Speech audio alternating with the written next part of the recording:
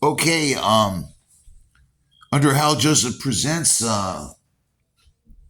podcast on YouTube and TikTok.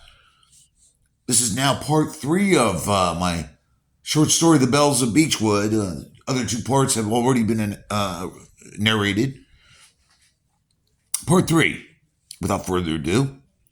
Since there was a tear in the roll of film for the second feature of Captains of the Clouds tonight with Jimmy Cagney, we had to spool Humphrey Bogart's classic The Big Sleep instead. During intermission, Leonard Gaines' fingers shook as he sold tickets for the second feature.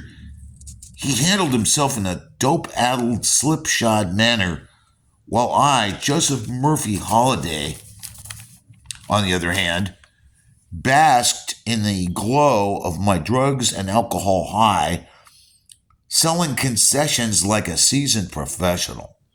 To be sure, Leonard was acting retarded like that mongoloid on ABC's Life Goes On TV show, played by actor Chris Burke, a genius in his own right, alongside other talented Life Goes On castmates such as Patti LuPone, Kelly Martin, Chad Lowe, and Bill Smotrowicz.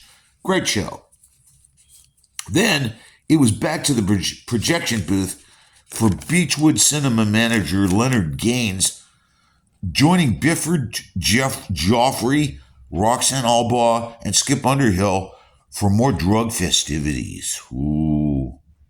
It was then that wheelchair-bound cripple, the 16-year-old Sherry, rolled in through the lobby doors with a frug blanket across her lap. "Are you ready for our date, Joe?" she announced, gazing at me with a jaundiced hazel eye. "And where the Sam hell are my popcorn and Big Hunk candy bar, you big lug?" "Don't rush me, you young hussy," I countermanded at length.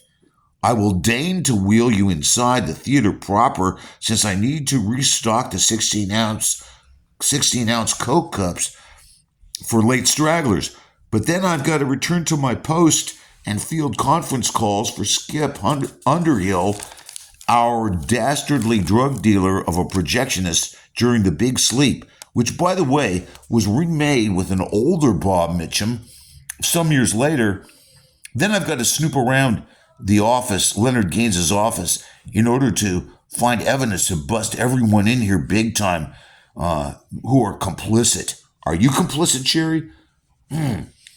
She shook her head. "But Joe, it's my 17th birthday tonight," Sherry coquettishly informed my lazy ass. End of part 3. We'll continue with part 2 pretty soon.